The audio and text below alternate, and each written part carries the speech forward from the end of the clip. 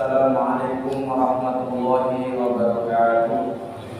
Bismillahirrahmanirrahim. Alhamdulillahilladzi faddala bani Adama bil ilmi wal amal. Faddala ummata Muhammadin sallallahu alaihi wasallam bi syahri Ramadan al-karim. Haitsu anzalallahu ta'ala fil Qur'anil karim. Allahumma shalli wa sallim wa barik ala sayyidina Muhammad wa ala ashabihi wa man tabi'a rusydahu ila yaumiddin, amma ba'd. Jamaah yang dirahmati oleh Allah Subhanahu wa taala, Bapak maupun Ibu rahimakumullah, pada siang hari ini alhamdulillah Allah mentakdirkan kita kembali hadir di rumah Allah di Masjid Al-Ansor dalam rangka kita melaksanakan kewajiban sholat zuhur berjamaah.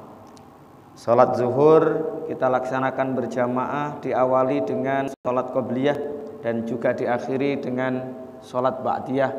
Insya Allah yang rajin mendawamkan atau merutinkan sholat sunnah rawatib qobliyah zuhur 4 rakaat dan ba'diyah zuhur 4 rakaat, neraka nggak doyan tubuh kita, Pak. Mudah-mudahan itu selalu kita bisa istiqomahkan, terutama di bulan Ramadan. Sholawat dan salam mudah-mudahan dilimpahkan pada junjungan kita Nabi besar Muhammad sallallahu alaihi wasallam, keluarga, sahabat dan pengikutnya sampai dengan hari kiamat. Mudah-mudahan kita semuanya mendapatkan syafaat beliau kelak pada hari kiamat. Amin ya rabbal alamin.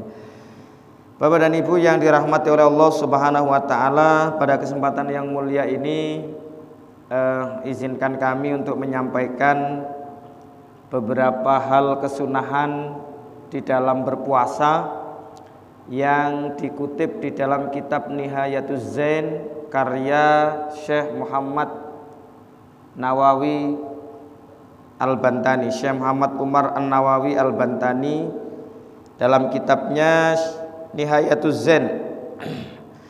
Ada beberapa amalan-amalan sunnah yang mungkin menjadi tambahan pengetahuan kita di dalam berpuasa Ramadan.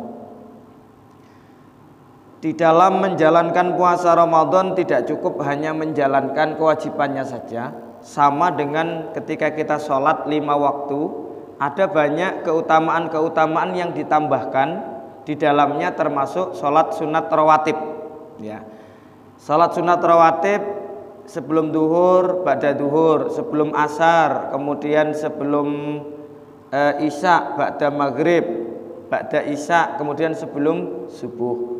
Nah, sebelum subuh ini jika dilakukan maka keutamaannya adalah lebih utama daripada dunia dan isinya. Berarti kan ini pelengkap, Pak.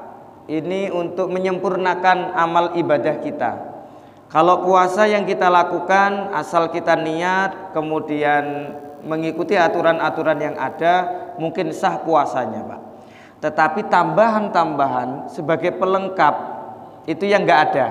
Maka ada ibadah-ibadah yang masnunah atau ibadah-ibadah yang sunnah. Nah, lalu apa saja kesunahan-kesunahan atau amal-amal yang sunnah untuk kita lakukan pada bulan Ramadan? Yang pertama adalah takhirus sahur, Pak. Mengakhirkan sahur. Jadi sahur ini kelihatannya remeh, Pak. Tapi sahur itu ternyata penting. Karena di dalam sahur itu ada barokah yang kita nggak nyadari itu, Pak. Saya kuat, Pak, puasa. Saya nggak perlu makan, saya kuat aja saya puasa itu, kalau makan aja nggak mikir saya, Pak. Betul. Kita boleh melakukan itu, Pak, dan sah puasanya, tetapi kita tidak mendapatkan keutamaan. Kita tidak dapat keberkahan. Maka kata Rasulullah Shallallahu alaihi wasallam, tasahharu fa inna fis sahuri. Ayo kalian menyantap sahur, karena di dalam menyantap sahur itu ada barokah. Ustadz, saya itu sahurnya jam 11 saja, Ustadz, karena nanti saya kurang nyenyak tidurnya kalau harus dibangunin sahur. Apakah ini termasuk sahur? Tidak. Karena sahur itu harus lewat tengah malam. menjelang waktunya subuh. Namanya juga sahur, Pak. Sahur itu waktu setelah dini hari, Pak. Jadi sudah menjelang subuh, tapi belum masuk subuh. Itu namanya waktu sahur. Orang-orang terdahulu, orang-orang yang salafus sholih itu kan mereka selalu bangun di waktu sahur. Dan mereka ngapain di waktu sahur? Banyak-banyak beristighfar. Kanu qalilan minal laili ma yahjaun. Ya, mereka itu jarang sekali tidur. Jarang sekali mereka itu nyenyak tidurnya. Mereka bangun di waktu sahur. Dan di waktu sahur itu mereka banyak beristighfar. Nah, disinilah kita mendapatkan keberkahan dari sahur, bahwa waktunya itu sangat dianjurkan. Sehingga ketika orang bangun sahur nanti bisa dia melaksanakan sholat 2 rakaat ringan, ya, sholat malam atau sholat tahajud atau sholat taubat dan lain sebagainya. Itu kenapa dikatakan berkah. Yang kedua adalah ta'jilul fitri, mempersegerakan berbuka, Pak. Menyegerakan berbuka. Pengurus masjid, tukang adzan itu ketika sudah waktunya buka, jangan adzan dulu, tapi berbukalah dulu, baru kemudian adzan. Sekedar untuk membatalkan puasanya. Jangan kok saya kuat aja, Pak, sampai isya saya tarawih itu saya tidak pernah makan, Pak. Ada orang yang model seperti ini, Pak. Padahal sabda Rasulullah Sallallahu Alaihi Wasallam, la tazalu ummati fi khairin ma'ajjalul fitra wa akharus sahur. Umatku akan selalu dalam kebaikan, umatku akan sehat, umatku akan nyaman-nyaman saja ketika mereka menyegerakan buka dan mengakhirkan sahur. Meskipun kita kuat, Pak, meskipun kita kuat, itu kita sangat tetap dianjurkan untuk menyegerakan buka. Buka sebentar baru adzan. Bagi petugas yang ditugasi untuk menyampaikan adzan, menyampaikan waktu masuknya waktu buka dan waktu sahur, itu segerakan untuk buka dan mengakhirkan sahur. Nah, bagaimana buka yang baik? Ada banyak. Kalau mengikuti sunnah Rasulullah itu memakai kurma yang basah. Saya nggak tahu kurma basah itu seperti apa, rutop dalam bahasa Arabnya. Kemudian tamar, Pak. Kurma yang basah itu apa yang yang dijual-jual itu mungkin ya. Pakai kurma itu. Kalau ndak ada yang basah pakai yang kering. Kalau ndak ada, Rasulullah menggunakan air. Oh, kita kan nggak sunnah Rasul, Pak.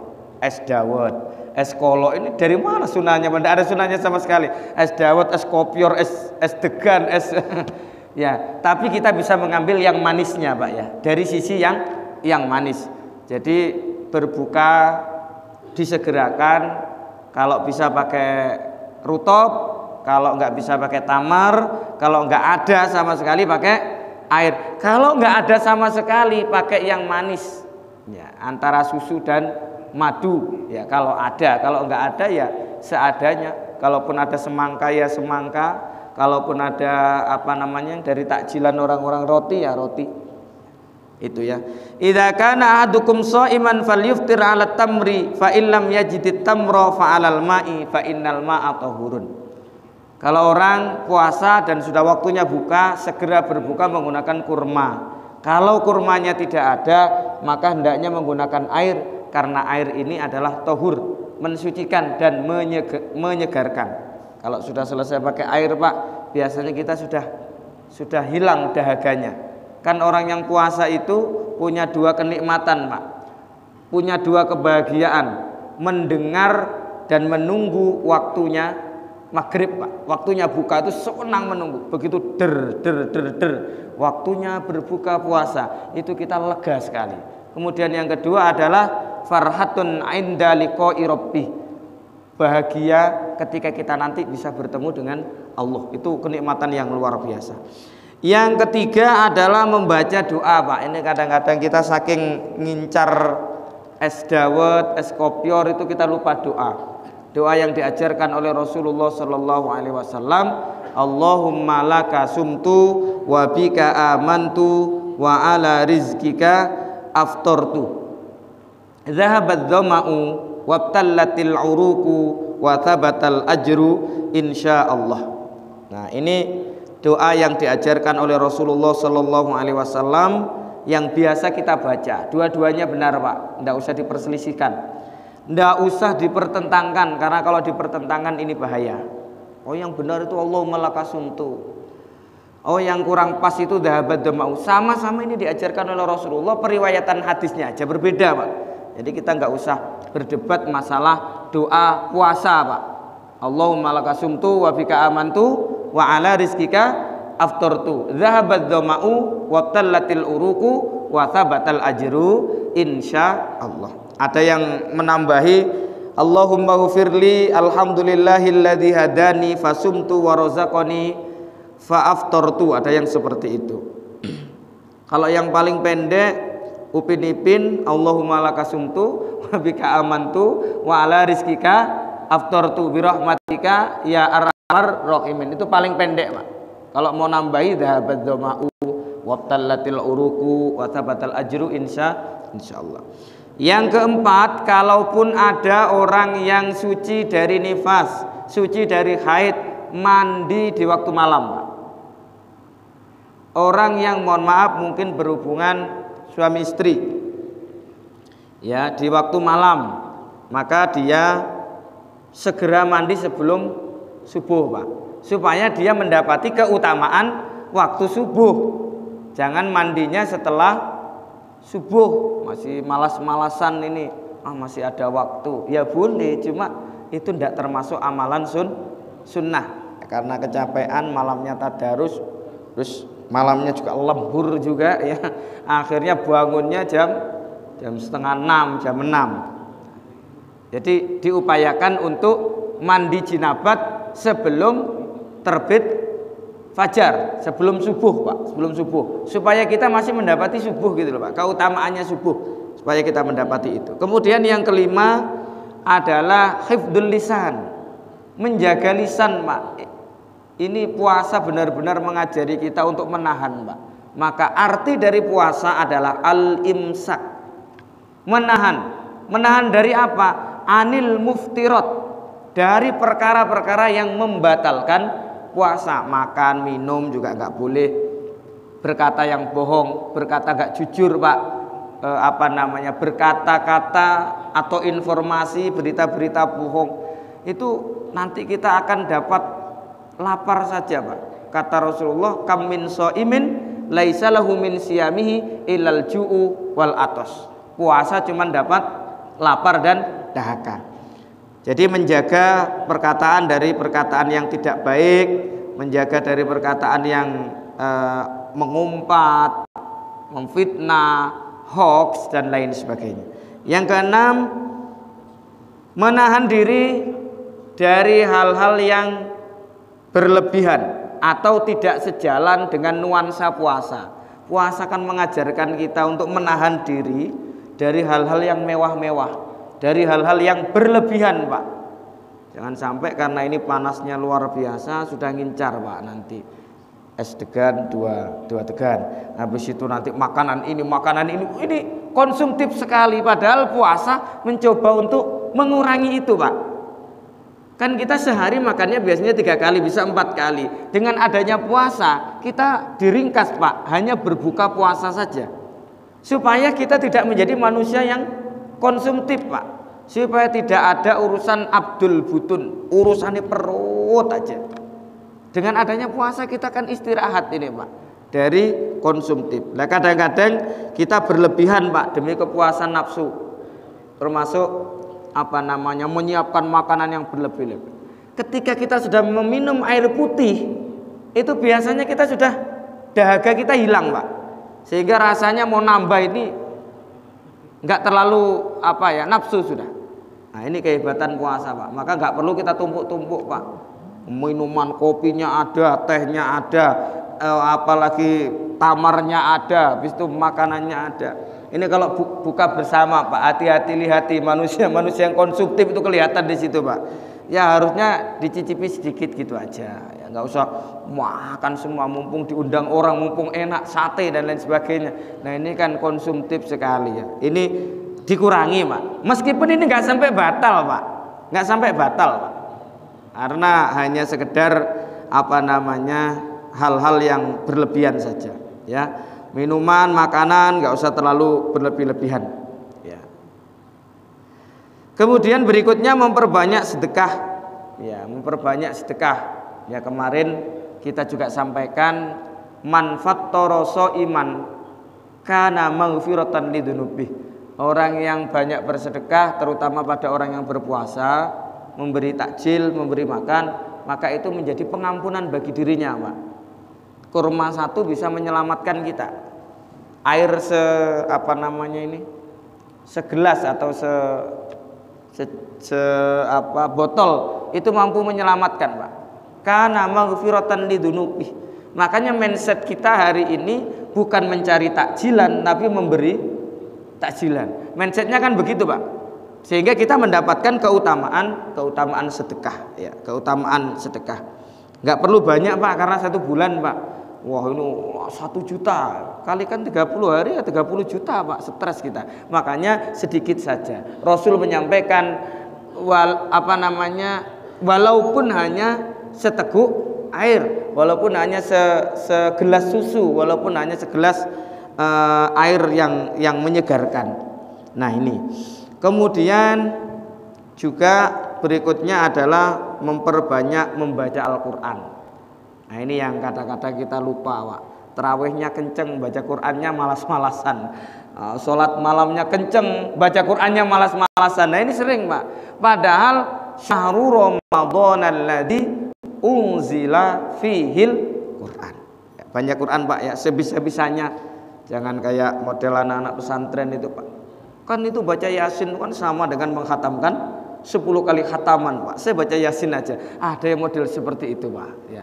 Ya masih lumayan lah daripada tidak sama sekali. Cuma ini momentum kita untuk bersentuhan dengan Al-Quran. Biasanya kita lakukan setiap selesai sholat itu Pak. Kita baca berapa lembar ya. Berikutnya adalah perbanyak itikaf. Nanti kita dibuka itikaf Pak sini Pak ya. Open masjidnya open sampai 24 hours ya, 24 jam ya, 24 jam dibuka. Banyak itikaf karena nanti di akhir-akhir 10 yang akhir Rasulullah itu mengencangkan ikat pinggangnya, semangat di dalam mengisi malam-malamnya dengan iktikaf. Apakah harus menunggu 10 hari yang terakhir? Tidak. Kita masuk masjid ada niatnya nawaitu an a'takifa sunnatan lillahi ta'ala, itu sudah bernilai. Pak kalau sambil ngomong-ngomong ya, kalau tipis-tipis ya enggak apa-apa kan begitu, masih ada nyambungnya dengan terkaitannya. Tapi kalau membahas utang, bahas sepak bola ya ini malah hilang Pak nilai pahalanya ya. Termasuk seperti ini ketika kita iktikaf, niatkan iktikaf maka bernilai iktikaf. Yang ke 9 menghatamkan Al-Quran Pak. Niatkan menghatamkan Al-Quran. Orang punya aturan main, saya mencoba menghatamkan dalam Ramadan insya Allah minimal 3 kali Pak. Minimal 3 kali. Tujuannya apa? Untuk membangun semangat kita deres atau tadarus Al-Quran. Nah biasanya satu kali khatam Pak, kita ajak keluarga makan di luar begitu Pak. Ini untuk memotivasi saja Pak, memotivasi. Ada yang bisa lebih dari itu ya nggak apa-apa ya, menghatamkan. Imam Syafi'i itu nggak bisa ditiru Pak. Imam Syafi'i siangnya khatam, malamnya khatam. Berarti dalam 1 bulan beliau menghatamkan 60 kali khataman. Padahal beliau lebih terkenal sebagai imam madhab fikih Pak, tapi Qur'annya luar biasa. Jadi Imam Syafi'i itu menghatamkan sampai 60 kali khataman dalam Ramadan. Ya kalau Pak Syafi'i ya enggak tahu kalau Pak Syafi'i, tapi kalau Imam Syafi'i itu khatamnya sampai 60 kali. Yang terakhir istiqomah Pak.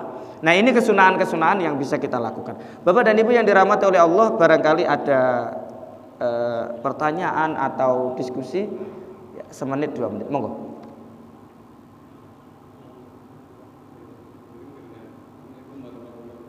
Waalaikumsalam warahmatullahi wabarakatuh.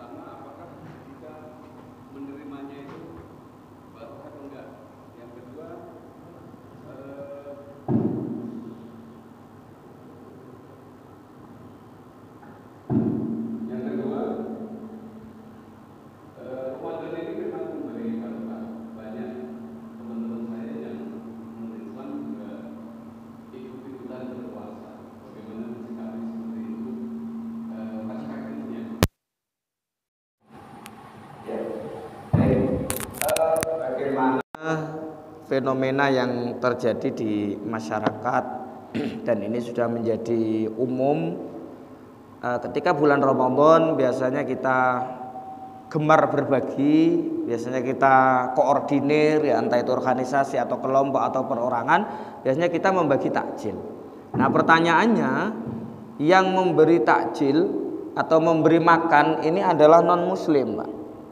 Apakah kemudian kita menerima itu dapat barokah begitu Pak ya? Apakah ada nilai pahalanya ya?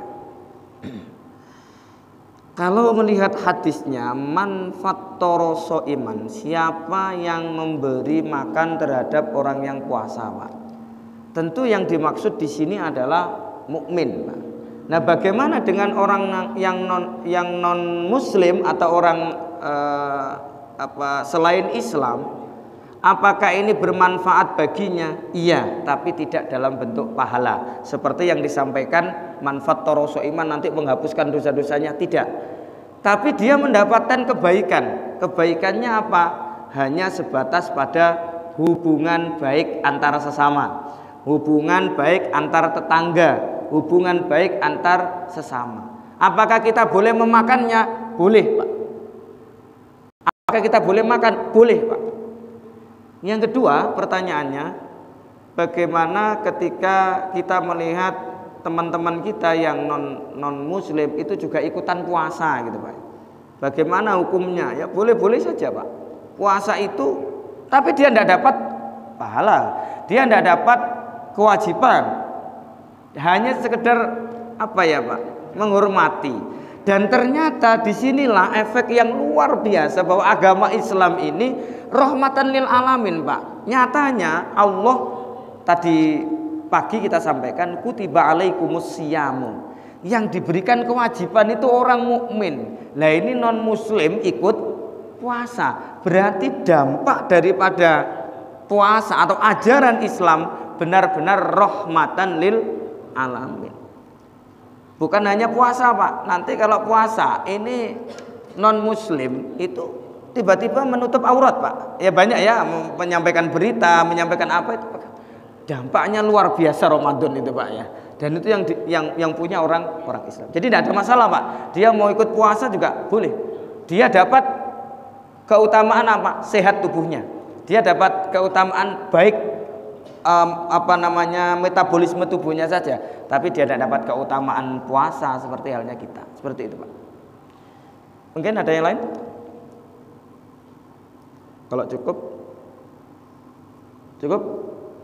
ya. Baik, terima kasih. Mudah-mudahan pertemuan pada siang hari ini membawa manfaat bagi kita semuanya. Mudah-mudahan puasa kita hari ini nanti tembus sampai maghrib diterima oleh Allah Subhanahu wa taala, dan kita menjadi pribadi-pribadi yang senantiasa termotivasi untuk melakukan ketaatan dan kebaikan terutama di bulan Ramadan dan terutama di akhir nanti di 10 hari yang terakhir. Amin ya rabbal alamin. Mari kita bersama-sama menutupnya dengan doa kifaratul majlis dan hamdalah. Bismillahirrahmanirrahim. Subhanaka Allahumma wa bihamdika asyhadu an la ilaha illa anta astaghfiruka wa atubu ilaik. Walhamdulillahi rabbil alamin. Mohon maaf atas segala kekurangan. Wallahul muwaffiq ila aqwamit thoriq. Assalamualaikum warahmatullahi wabarakatuh.